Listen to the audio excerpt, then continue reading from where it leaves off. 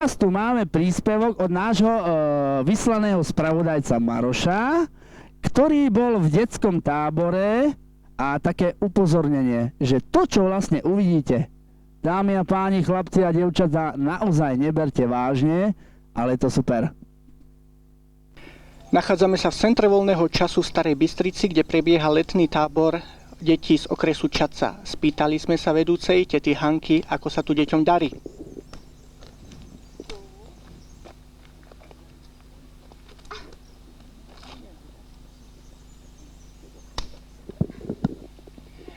Ako nám teta Hanka povedala, deti tu nadväzujú nové priateľstvá,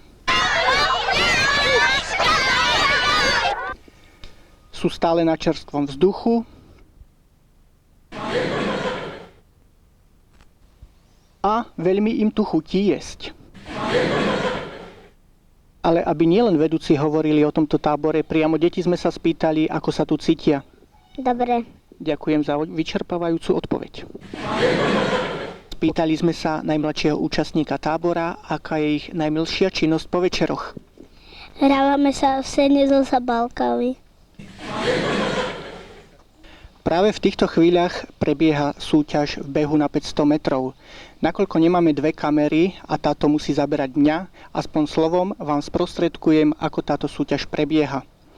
Vedúca tábora dvíha štartovaciu pištoľ. Áno, a výstrel. A zasiahla parašutistu. Ale borci už vybehli na trať a bežia.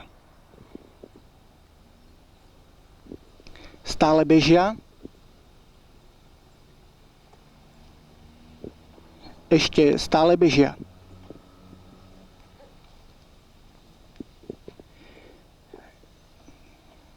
Ako ináč bežia? A už je tu cieľ a my si pozrieme cieľovú fotografiu. Ako vidíme na cieľovej fotografii, pretekár doslova vletel do cieľa. A ja som si tu zobral teraz k sebe víťaza v behu na 500 metrov Michala, aby som sa ho spýtal, aké sú tvoje ďalšie plány. Chcem vyhrať košický maratón, A prečo nie Kysucký? lebo v Košickom dávajú lepšie odmeny. Ďakujem.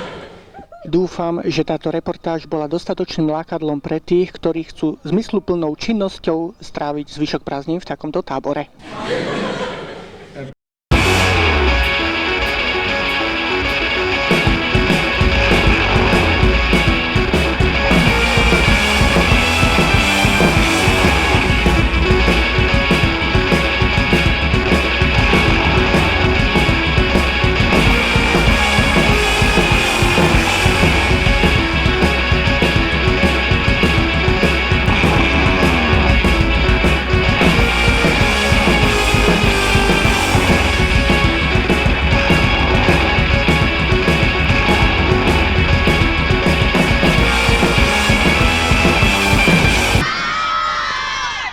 Je to vynikajúce.